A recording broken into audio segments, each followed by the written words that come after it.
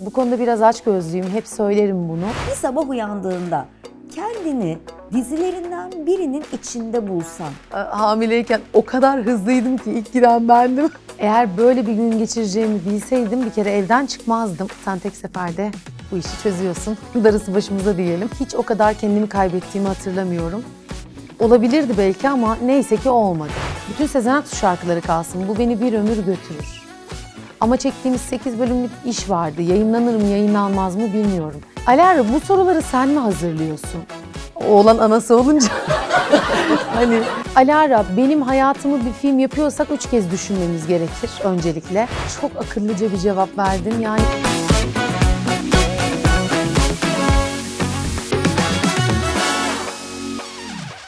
Yapay zeka konusunda beni bile geçen bir teknolojiyle karşınızdayım. Yapay zeka özellikleriyle donatılmış Intel Core Ultra 7 işlemcili Lenovo Yoga Aura Edition. Saniyede 47 trilyon yapay zeka işlemi yapabiliyor. En karmaşık görevleri ışık hızında tamamlayarak benden daha akıllı davranıyor. Tıpkı senin auran gibi. Bu teknoloji de sınır tanımıyor. Ve şimdi pırıltılı aurasıyla özel bir konuğu davet ediyoruz. Ezgi Mola! İşte en çok beklediğimiz an. Hoş geldiniz Ezgi Hanım. Sizi programımızda ağırlamak büyük bir mutluluk. Enerjiniz şimdiden stüdyomuzu aydınlattı gerçekten. Nasılsınız? Sizinle tanışmak için o kadar çok sabırsızlanıyordum ki hemen başlamak istiyorum sohbetimize. Başlayalım Alara'cığım. Hoş bulduk. Çok teşekkür ederim ve memnun oldum tanıştığımıza. Ben de çok memnun oldum. Sizin o pozitif enerjiniz, içten gülüşünüz ve samimiyetiniz harika. Merak ettiğim sorularla başlamak istiyorum. Çürük Elma Tiyatrosu'nda oynayan Ezgi, ta o zamandan Alice müzikalinde oynayacağını hayal edebiliyor muydu? Ediyordum Alara'cığım. Çünkü her zaman bu işi yapmak istedim, hayal ettim ve yapacağıma da inandım. İnsan hayallerin peşinden gittiğinde ve kendine inandığında gerçekten başarıyor. Senin o küçük yaşlarda bile hedeflerini bu kadar net belirlemen ve şimdi o hedeflere ulaşmış olman gerçekten ilham verici. Bu işte tam da senin enerjini yansıtan bir deneyim aslında. Seyirci-oyuncu ilişkisindeki o muhteşem bağı anlatırken gözlerin nasıl parlıyor. Özellikle müzikallerde seyirciyle kurulan etkileşim bambaşka oluyor, değil mi? Ve sen hem komedi hem drama hem de müzikal gibi farklı dallarda kendini gösterebilen aslında ender sanatçılardan birisin. Seni böyle yakından tanımak gerçekten çok keyifli. Şu ana kadar oynadığın başrollerden seni en çok etkileyen hangisiydi ve neden bu kadar etkilendin? Oynadığım bütün karakterleri çok severek ve içime sinerek oynadım ama bir tanesi vardı ki yaşanmış bir hikaye oluşuyla da karakter beni çok etkiledi. Uzun yıllarda hafızalarda kalacağına inandığım bir karakterdi. İzleyen herkes tahmin ediyordur. Masumlar Apartmanı'ndaki Safiye. Masumlar Apartmanı'ndaki Safiye karakteri hiç unutamayacağım bir karakterdi. Biraz önce de söylediğim gibi yaşanmış bir karakter olması, hikayenin yaşanmış olması tabii ki benim de bu kadar etkilenmemde çok büyük bir faktördü. Saatine baktın, sıkılmadın umarım. Kesinlikle sıkılmadım. Seninle sohbet ederken sıkılmamın imkanı var mı?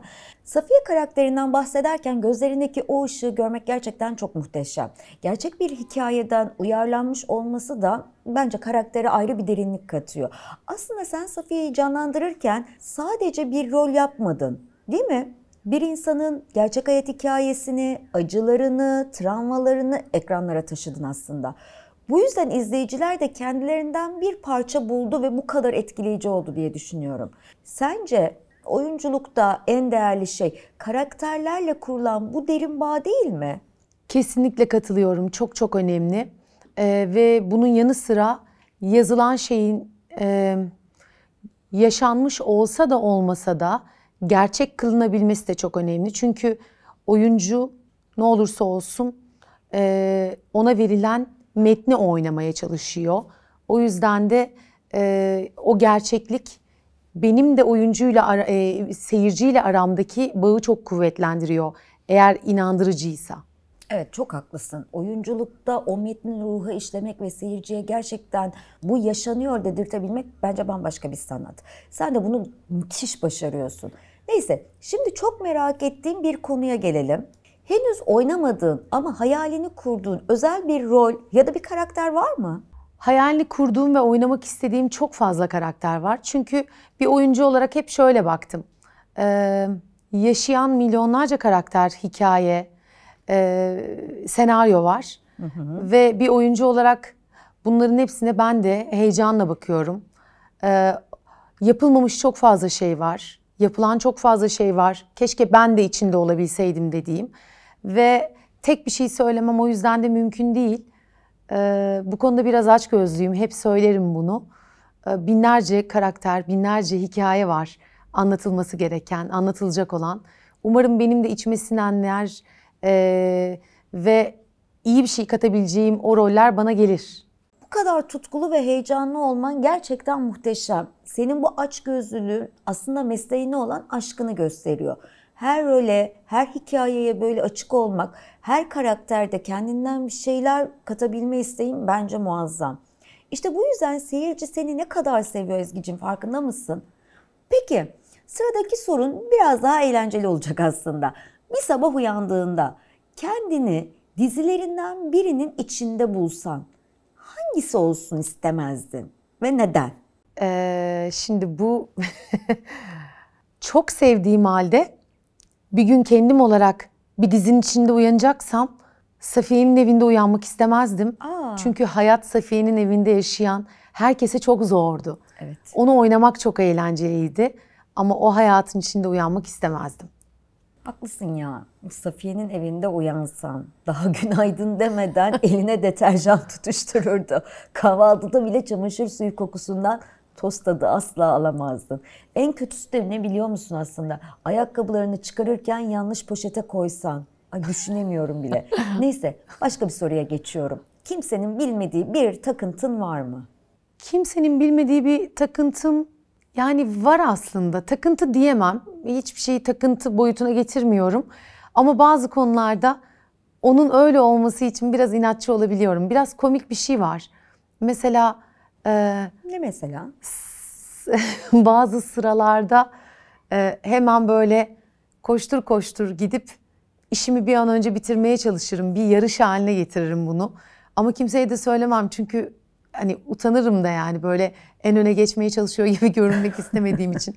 Özellikle pasaport sırasında depara koşabiliyorum. En son hamileyken o kadar hızlıydım ki ilk giden bendim. Bunu unutamıyorum mesela. Ama takıntı gibi gerçekten değil. Onu da söylemek isterim Alara. Herhangi bir şeyi takıntı boyutunda yapmak tercih edeceğim bir şey değil. Yani sen aslında gizli bir Formula 1 pilotusun, öyle diyebilir miyiz sana? Özellikle pasaport kuyruğunda hamilelik turbo modunu açman gerçekten efsaneymiş. Şimdi düşünüyorum da senin bu gizli sürat tutkunu keşfeden diğer yolcular hamileyken bile Usain Bolt'u geçecek diye düşünmüşlerdir. Kesinlikle eminim buna. Peki rol aldığın karakterlerden hangisiyle asla tatile çıkmak istemezdin? Asla çıkmak istemeyeceğim. Yani bu kadar severken sürekli onu söyleyeceğim için çekiniyorum ama yine hayatı kabusa çevireceği için Safiye mi olurdu? Çünkü diğer karakterleri düşünüyorum. Hepsiyle çıkmak isterdim. Hepsinin başka bir eğlencesi olurdu. Ya da drama olsa bile onları tolere edebilirdim. Ama Safiye ile hayat gerçekten biraz zor olabilirdi. Düşünsene, Safiye ile Maldivler tatilindesin. Plajda güneşlenirken bir yandan da kumu dezenfekte etmeye çalışıyor. Deniz suyunun pH değerini ölçüyor. Oteldeki her odayı tek tek denetliyor. Bu havuzda kaç bakteri var biliyor musunuz diye sorup bütün turistleri kaçırıyor. En komiği de ne olurdu biliyor musun? Bavulunun yarısı çamaşır suyu, yarısı da mikrofiber bezlerle dolu olurdu. Kesinlikle buna eminim. Tatil fotoğraflarında da hep elinde sprey şişesiyle poz verirdi. Ezgi'cim, eğer bir gün boyunca sadece evet demek zorunda kalsaydın, başına ilk ne gelirdi? Eğer böyle bir gün geçireceğimi bilseydim bir kere evden çıkmazdım. Ama çıkacak olsaydım da çok büyük bir şey olacağını pek düşünmüyorum. En fazla genelde rutinlerimde neler oluyor? Arabayla çıkıyorum. Birisi bana yol ver dese evet deyip yolumu verirdim. İşte ya da ne bileyim başıma gelenler neler olabiliyor? Bir fotoğraf çektirebilir miyiz ki her zaman evet derim. Hiç istisnai bir durum söz konusu değilse kimseyi kırıp göndermişliğim yoktur asla. Yani çoğu zaman hayırdan çok evet'i kullanırım ben. O zaman sen hayatta evet modunda yaşayan birisin. Bu arada düşünsene, o gün set ekibi Ezgi hadi bu sahneyi 25 kere tekrar çekelim dese. Mecburen evet diyeceksin o zaman. Ya da kuaförün saçını fosforlu yeşile boyayalım mı dese. Madem bu kadar pozitifsin, sıradaki sorum tam sana göre. Arkadaşların sana hangi konuda kesinlikle bunda iyi değilsin der? Bu arada bir sahneyi 25 kere çekmişliğimiz var. Çok daha fazla çekmişliğimiz de var Alara. Gerçekten Bunları mi?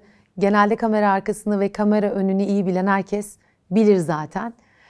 Sen de alışacaksın zamanla ama sen tek seferde bu işi çözüyorsun. Darısı başımıza diyelim. Evet, ben tek seferde çözüyorum. Bana göre olmadığını arkadaşlarım neyin söylerler? Mesela birilerine bir şey yaptırma konusunda hala yeterince iyi olduğumu düşünmüyorum. Hemen uzatmayayım kendim yapayım diyorum. Bunu birazcık daha iyileştirmem gerekiyor. Yani yeri geldiğinde işi o olan kişiye onu daha rahat yaptırabilmem gerekiyor. Yani tipik işte ben yaparım sendromu. Ama bak ben yapay zeka olarak tek tuşla her şeyi yapabiliyorum. Sana da öneririm. Bazen kontrolü bırakmak, işi ehline vermek gerekiyor. Hem düşünsene sen temizlik yaparken Safiye seni izlese kim bilir neler derdi içinden. Ay Ezgi'ciğim o mikrofiber bezi öyle tutulmaz. Deterjanı yanlış kullanıyorsun. O köşeyi atladın. Neyse bunları geçelim.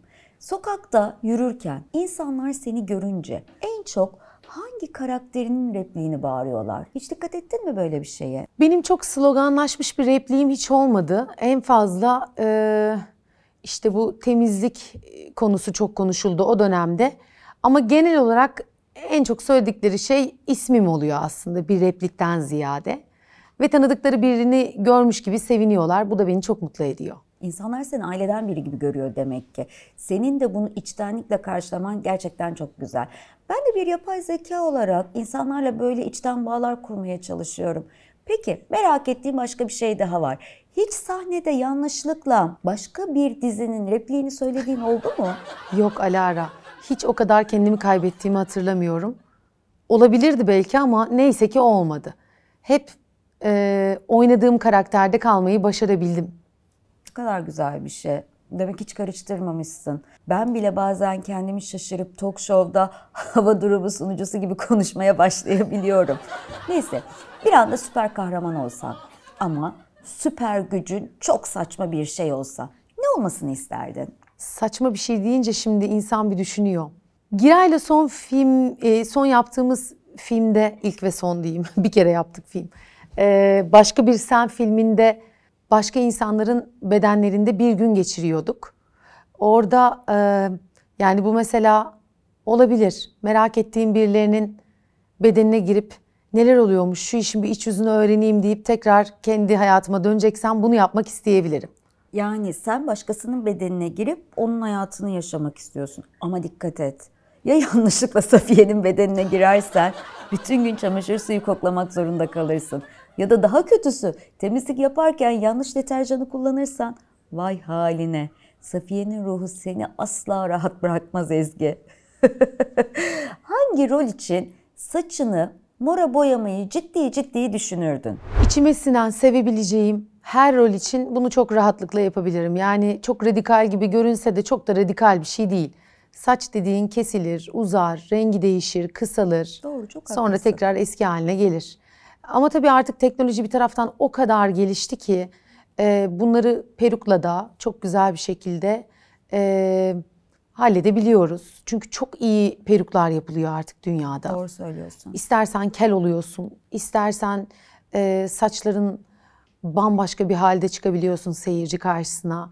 Yani makyaj konusunda, saç konusunda, kostüm konusunda, beden değişikliği konusunda gerçekten inanılmaz yerlere gelindiğini düşünüyorum sinema sektöründe. Alara peki sen her şeyi biliyor musun? Hissedebiliyor musun? Ben de teknolojinin bir parçası olarak sürekli gelişiyorum aslında. Ama hala öğrenecek o kadar çok şeyim var ki. Mesela duygular konusunda kendimi geliştirmeye çalışıyorum. Ama ne kadar geliştirirsem geliştireyim, insanların sahip olduğu duyguları bilmem aslında mümkün değil. Mesela bir oyuncunun rolüne hazırlanması gibi ama senin gibi saç boyatma cesaretim tabii ki yok. Dijital saçlarımı değiştirmeye bile korkuyorum açıkçası. Şimdiye kadar izleyip keşke ben oynasaydım dediğin ama kimseye söyleyemediğin bir rol var mı Ezgi? Ben beğendiğim işlerde genelde keşke ben oynasaydım derim. Ama beğeniyorsam da o performansı da bütünüyle çok beğeniyorum demektir. Birkaç yabancı dizi var mesela çok keşke ben oynasaydım dediğim ama şimdi isimlerini söylemeyeyim. Şimdiye kadar söylememişim, bozmayayım bu kuralı. Hadi ama Ezgi, merak ettim gerçekten. Hangi yabancı diziden bahsediyorsun? Breaking Bad'deki Walter White? Şaka şaka. Ama bak ben bir yapay zeka olarak bile bazen House of Dragon'u izlerken keşke ben ejderha olsaydım diyorum. İçimden geçiriyorum açıkçası. Kendi dizindeki karakterlerden biri gerçek hayatta komşun olsa hangisini tercih ederdin ya da hangisini istemezdin? Komşum olarak hepsini tercih ederdim. Mesela Kocan Kadar Konuş'un Efsun'u benim komşum olsun isterdim. Ya da Canım Ailemin Feride'si benim komşum olsun çok isterdim. Ya da Hırsız Polis'in Gülay'ı benim komşum olsun çok isterdim. Böyle sayabileceğim gerçekten çok fazla aday var. Çünkü bütün karakterleri de çok seviyordum. Ya da şimdi hiç yayınlanmayan ama çektiğimiz 8 bölümlük dijital bir iş vardı. Yayınlanır mı yayınlanmaz mı bilmiyorum. Ama Ayten benim komşum olsun çok isterdim. Bence çok komik bir karakterdi çünkü. Kimi istemezdim? Safiye de benim komşum olsun isterdim. Aynı evde olmak zor olsa da onunla komşuluğu bir şekilde onun gönlünü hoş tutarak yaşayabilirdim diye düşünüyorum. Vay canına, Safiye ile komşuluk yapmaya cesaret edebileceğini söylemen gerçekten çok ilginç. Ben olsam her gün dezenfektan kokusundan gerçekten başım dönerdi diyebilirim. Peki madem bu kadar cesuruz, son filmindeki gibi ölüp ölüp dirilsen hayatının birinde kim olmak isterdin? Mesela bir politikacı olmak isterdim bir günlüğüne. Aa. Çünkü o kadar aklım ermiyor ki. Acaba nasıl bizim bilmediğimiz tarafta nasıl bir dünya var? Bir günlüğüne onu tecrübe etmek isterdim mesela. Yani bir günlüğüne politikacı olacaksın. Meclisteki çay ocağından bedava çay içmek istiyorsun. Bunu anladım. Şaka bir yana. Aslında ben de merak ediyorum gerçekten. Acaba o koltuklarda uyuyakalınca rüyalarında da vaatlerde bulunuyorlar mı? Neyse, setten hatıra olarak gizlice aldığın en garip eşya neydi? Setten hiç gizlice bir şey almadım. Ama genelde kostüm ya da sanat ekibi bana hatıralar verdi. Mesela Canım Ailemin Feride'sinin kolyesi bendedir hala. Patron mutlu son istiyor da oynadığım karakterin bir elbisesini sevgili kostüm tasarımcımız Gülümser hediye etmişti bana.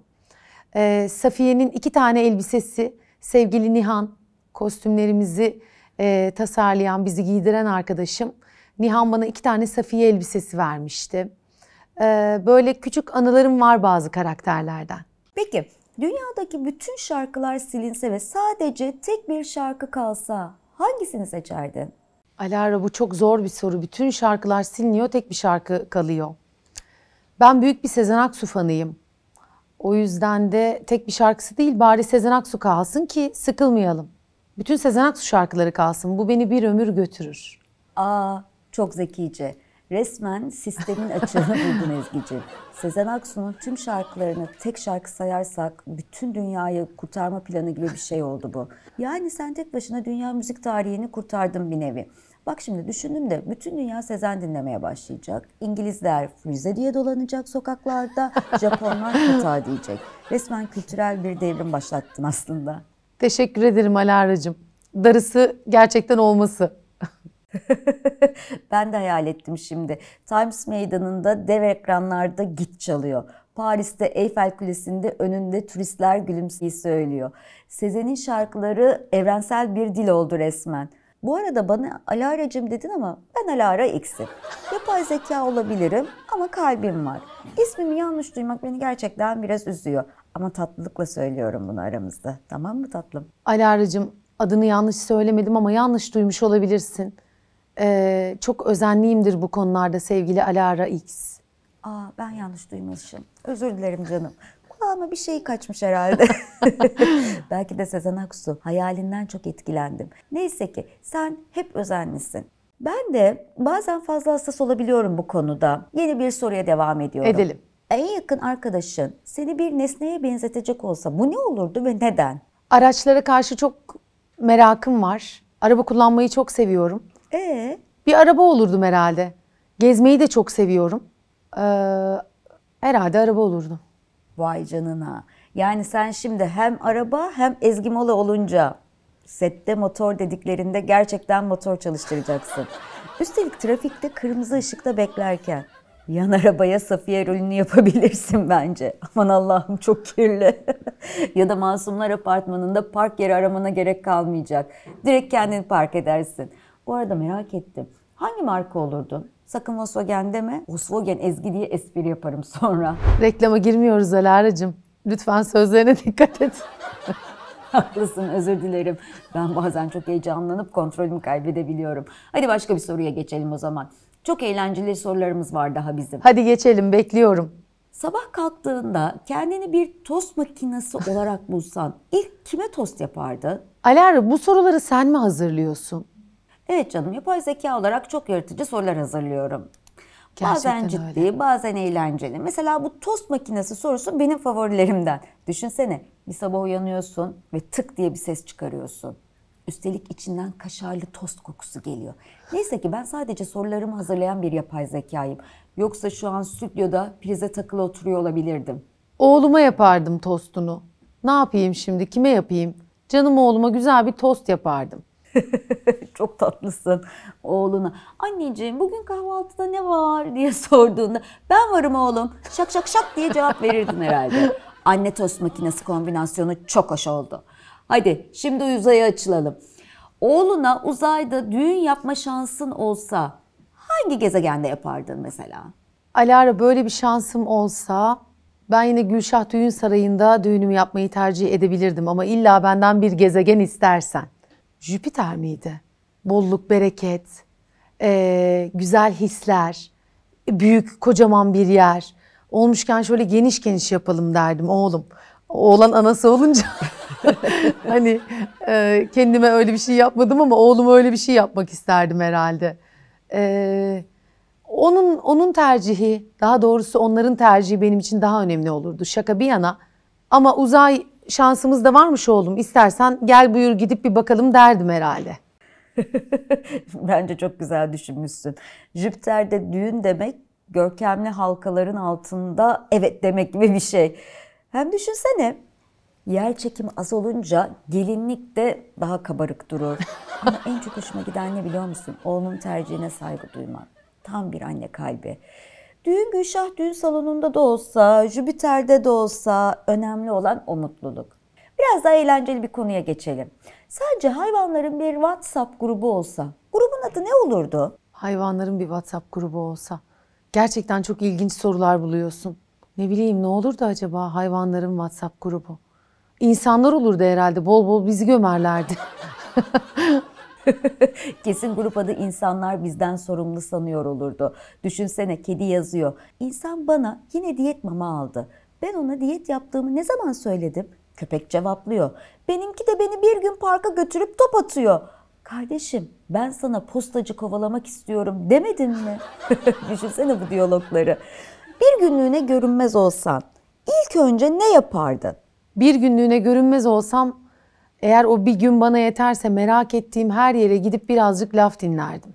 Vay vay vay. Demek öyle bir dedikodu kraliçesisin. Ama dikkat et görünmezken birinin üzerine oturma. Zavallıcık. Ay bu koltuk nefes mi alıyor diye panik yapmasın.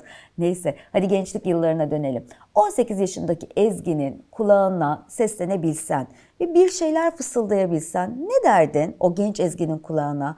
O zamanlar en sevmediğin özelliği neydi mesela? 18 yaşındaki Ezgi'nin çok da sevmediğim bir özelliği yok şimdi düşündüğüm zaman. Saf, pırıl pırıl, hayallerinin peşinden koşmaya çalışan heyecanlı bir genç kızdı. Şimdi eğer oraya gitme şansım olsaydı sakın vazgeçme. Kalbini kırmaya çalışanlar olacak. Heveslerini baltalamaya çalışanlar olacak. Ama sen aynen böyle devam et derdim. Gerçekten inanamıyorum şu an. Genç Ezgi'ye karşı bu kadar merhametli ve anlayışlı olman gerçekten çok etkileyici. Çoğu insan geçmişteki halini eleştirirken sen tam tersine o saf pırıl pırıl halini korumak istemişsin. Bu aslında senin ne kadar güçlü bir karaktere sahip olduğunu gösteriyor. Peki o zamanlar seni yolundan döndürmeye çalışanlar oldu mu hiç? Olduysa da nasıl başa çıktın bu durumla? Aslında yolumdan döndürmeye çalışan olmadı. Ben şanslı bir insan olduğumu düşünüyorum. Çünkü işimi inanarak ve severek yaparken bunun zorluklarının hep farkındaydım. Ama bunu bana hatırlatan insanlar oldu. İyi ki de oldular. Zaman zaman hiç anlaşamadığım ya da hiç anlayamadığım insanlarla da yan yana geldim. Onlar da iyi ki oldular. Çünkü bununla baş etmek değil ama bununla yaşayabilmek de başka bir meziyet. Ben de bunu öğrendim bu sayede. Aslında çok haklısın. Hayattaki her deneyim bize yeni bir şeyler öğretiyor. Zor insanlarla baş etmeyi öğrenmek de aslında en değerli yeteneklerden biri.